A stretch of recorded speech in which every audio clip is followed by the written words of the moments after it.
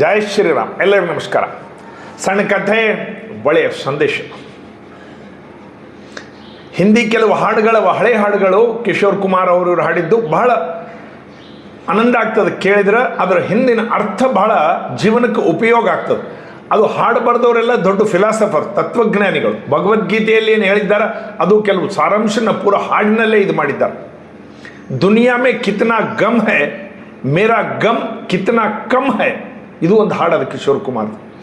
ಯೇ Jeevan high, is Jeevan ಕಾ ಯಹಿ high ರಂಗ್ ರೂಪ್, थोड़े गम है थोड़ी खुशियाँ, ये न सोचो इसमें अपनी हार है कि जीत है, जो भी मिले उसे अपना लो, यही जीवन का रीत है. जिंदगी का सफर ये कैसा है सफर, कोई समझा नहीं कोई जाना नहीं. मैं जिंदगी के साथ निभाता चला गया, जो मिल गया उसे मुकद्दर समझ लिया, जो खो गया उसे बुलाता चला गया. गम और खुशी के फर्क न महसूस हो जहां, मैं दिल को उस मकाम पे लाता चला गया. ಇದೇ ಗೀತೆ ಒಳಗೆ ಹೇಳಿದ್ದು. ಇದು ದೊಡ್ಡ ದೊಡ್ಡ ಫಿಲಾಸಫರ್ಸ್ ಹಾಡಿದ್ದು. ಇದಕ್ಕೆ ಸಂಬಂಧ ಇರತಕ್ಕಂಥ ಒಂದು ಸಣ್ಣ ಕಥೆ ಬರ್ತದೆ. ಒಬ್ಬ ಮನುಷ್ಯ ಬಹಳ ಸಮಸ್ಯೆಗಳಲ್ಲಿದ್ದ. ಅನೇಕ ಸಮಸ್ಯೆಗಳು ಸಾಗಾಗಿಬಿಡ್ತು ಜೀವನ. ಇನ್ನೇನು ಹಿಮಾಲಯಕ್ಕೆ ಹೋಗ್ಬಿಟ್ಟ, ಎಲ್ಲ ಬಿಟ್ಟು ಅಲ್ಲಿ ಹೋಗಿ ಗಡ್ಡ ಬಿಟ್ಟು ಒಬ್ಬ ದೊಡ್ಡ ಸನ್ಯಾಸಿ ಆದ. ಅಲ್ಲಿ ತಪಸ್ ಮಾಡ್ಕೋತ ಕೂತ್ಬಿಟ್ಟ. ಅಲ್ಲೂ ಜನರು ಕಿರಿಕಿರಿ ಭಾಳ ಐತೆ ಅಂತೇಳಿ ಭಾಳ ಎತ್ತರದಲ್ಲಿ ಹೋಗಿ, ಅಲ್ಲಿ ದುರ್ಗಮ, ಅಲ್ಲಿ ಹೋಗ್ಲಿಕ್ಕೆ ಯಾರು ಸಾಧ್ಯ ಇಲ್ಲ ಅಂಥ ಜಾಗದಲ್ಲಿ ಒಂದು ಗುಡಿಸಲು ಹಾಕೊಂಡು ಕೂತ್ಬಿಟ್ಟ. ಧ್ಯಾನ ಮಾಡ್ಕೋತ ತಪಸ್ ಮಾಡ್ಕೋತ ಏನೋ ಸಾಧನೆ ಮಾಡ್ಕೋತ ಕೂತ.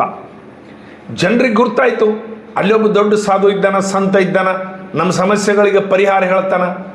ಅಲ್ಲಿಗೆ ಹೋದರು. ಹೀಗೆ ಕೇಳೋದು ಏನೋ ಹೇಳಿ ಕಳಿಸಿದ್ದ ಸಾಕಾಗಿಬಿಡ್ತು. ಒಂದು ಸಲ ಜನರು ಬಂದರು. ಒಂದು ದಿವಸ ಅವ್ರಿಗೆ ಉತ್ತರ ಕೊಡಲಿಲ್ಲ, 2 ದಿವಸ ಉತ್ತರ ಕೊಡಲಿಲ್ಲ, 3 ದಿವಸ ಉತ್ತರ ಕೊಡಲಿಲ್ಲ. ಹಾಗೆ ಕೂತಿದ್ರು ಜನರು. ಏನೋ ತಂದಿದ್ದು ಊಟ ಗಿಡ ಮಾಡಿದ್ರೇನೋ ಅಲ್ಲೇ ಅವ್ನ ಗುಡಿಸಲು ಮುಂದೆ ನೆರಳು ಇತ್ತು, ಗಿಡಗಳು, ಅಲ್ಲೇ ಕೂತ್ಬಿಟ್ಟಿದ್ರು. ಆತ ಹೊರಗೆ ಬಂದು ಕೇಳಿದ, ಯಾಕೆ ಹೋಗ್ತಾ ಇಲ್ಲ ನೀವು?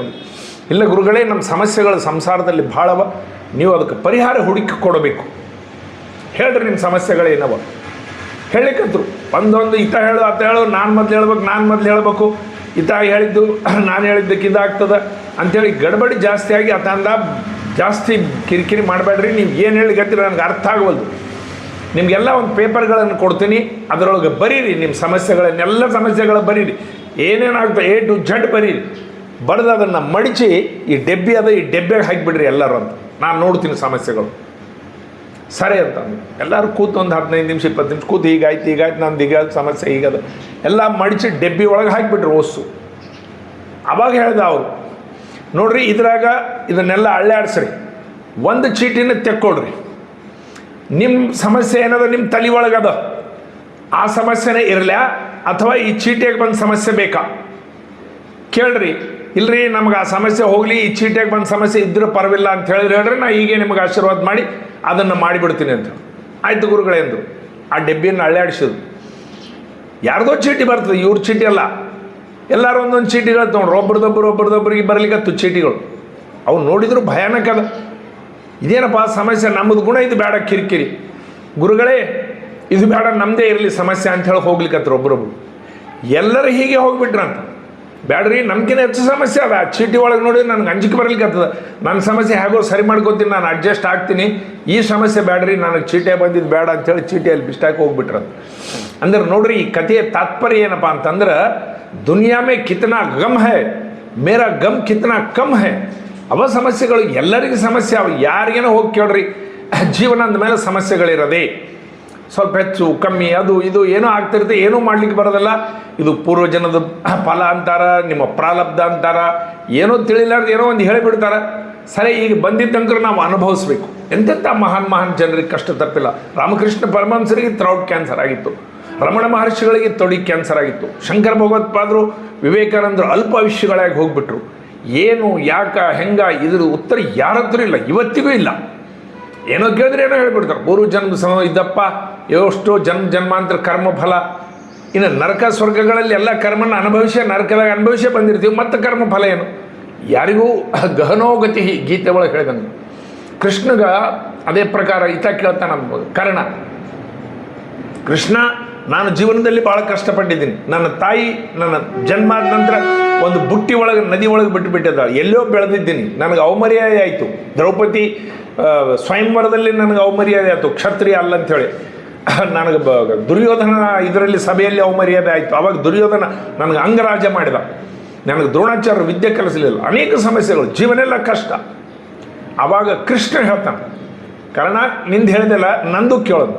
ನಂದು ಜನ್ಮ ಜೈಲಿನಲ್ಲಿ ಆಯಿತು. ತಾಯಿ ತಂದೆ ಮುಖ ನೋಡೋದಕ್ಕಿಂತ ಮೊದಲು ನಾನು ದೇವಕಿಯಲ್ಲಿ ಬಂದಿದ್ದು ಯಶೋಧ ಹತ್ರ, ಇನ್ನೊಬ್ಬ ತಾಯಿ ಹತ್ರ ನಾನು ಬರಬೇಕಾಯ್ತು. ಸಣ್ಣ ಕೂಸಿದ್ದಾಗೆ ನನಗೆ ಪೂತನ ವಿಷಪ್ರಾಶನ ಮಾಡಲಿಕ್ಕೆ ಬಂದು, ತೃಣಾವರ್ತ, ಕಳಿಂಗ, ಜರಾಸಂಧ, ಎಷ್ಟು ಮಂದಿ ರಾಕ್ಷಸರು ನನ್ನ ಮೇಲೆ ಅಟ್ಯಾಕ್ ಮಾಡಿ ಬಾಲಕ ಗೋಪಾಲಕ್ಕಾಗಿ ದನಗಳ ಕಾಯಬೇಕಾಯ್ತು.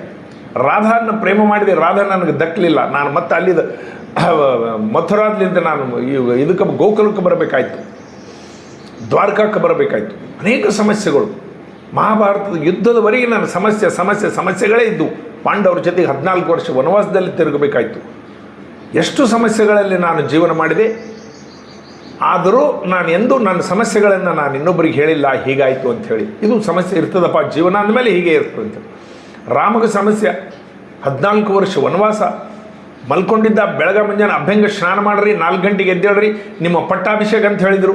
ಮಲ್ಕೊಂಡ ರಾಮ. ಬೆಳಗ್ಗೆ ಮುಂಜಾನೆ ಎದ್ದುಗಳಿಗೆ ಹೇಳಿದ್ರು, ಇಲ್ಲ ನಿಮ್ಮದು ಆ ಪಟ್ಟಾಭಿಷೇಕ ಕ್ಯಾನ್ಸಲ್ ಆಗ್ಯದ, ವನವಾಸ ಬಂದದ, 14 ವರ್ಷ ವನವಾಸಕ್ಕೆ ಹೋಗಬೇಕು. ವನವಾಸಕ್ಕೆ ಹೋದ. ಸೀತಾ ಅಪಹರಣ ಆಯಿತು. ಯಾರ್ಯಾರೋ ಜೊತೆಗೆ ಮಿತ್ರತೆ ಮಾಡಿದ. ಹನುಮ, ಸುಗ್ರೀವ, ವಾಲಿ, ವಾನರನ್ನು ತಗೊಂಡು ರಾವಣ, ಮಹಾಬಲಶಾಲಿ ರಾವಣನ ಜೊತೆ ಯುದ್ಧ ಮಾಡಬೇಕಾಯ್ತು. ಈ ರೀತಿ ನೀವು ಯಾರದೇ ಜೀವನ ನೋಡ್ರಿ, ಏನಾದರೂ ಒಂದು ಸಮಸ್ಯೆಗಳು, ಕಷ್ಟಗಳು ಇರ್ತಾವೆ. ಈ ಸಮಸ್ಯೆಗಳೇ ಜೀವನ ಅಂದರೆ ಸಮಸ್ಯೆಗಳು. ಒಂದು ಕ್ವಶನ್ ಮಾರ್ಕ್ ಬಗಲಿಗೆ ಸರಿಸರಿ, ಇನ್ನೊಂದು ಕ್ವಶನ್ ಮಾರ್ಕ್ ಬರ್ತದೆ. ಅದನ್ನು ಬಗಲಿಗೆ ಸರಿಸರಿ, ಇನ್ನೊಂದು ಕ್ವಶನ್ ಮಾರ್ಕ್ ಬರ್ತದೆ. ಸಾಯವರೆಗೆ ನಾವು ಎಷ್ಟು ಓಡ್ತೀವಿ, ನಮ್ಮ ಓಟ ಎಲ್ಲಿವರೆಗೆ? ಸ್ಮಶಾನದವರೆಗೆ. ಲಾಸ್ಟಿಗೆ ನಮ್ಮ ಓಟ ಅಲ್ಲಿ ಹೋಗಿ ನಿಂತು ಬಿಡ್ತದೆ. ನೀನು ಓಡು, ರೊಕ್ಕ, ಕಾರು, ಬಂಗ್ಲಾ, ಐಶ್ವರ್ಯ, ಅಧಿಕಾರ, ಯಾವುದನ್ನ ಓಡಿ ಎಲ್ಲ ತೆರಿಗೆ ಬಂದು ಅಲ್ಲಿ ಸ್ಮಶಾನಕ್ಕೆ ಬಂದು ನಿಂತು ಬಿಡ್ತೀವಿ. ಇದು ಜೀವನದ ಇದು ಕಾರಣ. ಅಧೈರ್ಯ ಆಗಬೇಡ್ರಿ, ಸಮಸ್ಯೆಗಳ ಜೊತೆಗೆ ಹೋರಾಡ್ರಿ ಅಂತ ಹೇಳಲಿಕ್ಕೆ ಈ ಕಥೆ. ನಮ್ಗಿಂತ ಇನ್ನೊಬ್ಬರಿಗೆ ಸಮಸ್ಯೆಗಳು ಸಹಿತವ. ಜಗತ್ತಿನಾಗ ಎಲ್ಲರಿಗೂ ಸಮಸ್ಯೆಗಳಿರ್ತಾವ. ಈ ಸಮಸ್ಯೆಗಳಲ್ಲೇ ಧೈರ್ಯವಾಗಿ ಜೀವನ ಮಾಡಬೇಕು. ಅದರಲ್ಲೇ ನಾವು ಮುಂದಕ್ಕೆ ಪಾರಾಗಲಿಕ್ಕೆ ಪ್ರಯತ್ನ ಮಾಡಬೇಕು. ಇದು ಯುವಕರು ವಿಶೇಷವಾಗಿ ತಿಳ್ಕೊಬೇಕು. ಆತ್ಮಹತ್ಯೆಗಳು ಮಾಡ್ಕೋತಾರೆ, ಏನೇನೋ ಗದ್ದಲಿಗೆ ಬೀಳ್ತಾರೆ. ಹಾಗಾಗಬೇಡ್ರಿ, ಧೈರ್ಯವಾಗಿ ಜೀವನ ಮಾಡ್ರಿ. ಇದೇ ಜೀವನ. ಭಾರತ್ ಮಾತಾಗೆ ಜೈ. ಎಲ್ಲ ನಮಸ್ಕಾರ.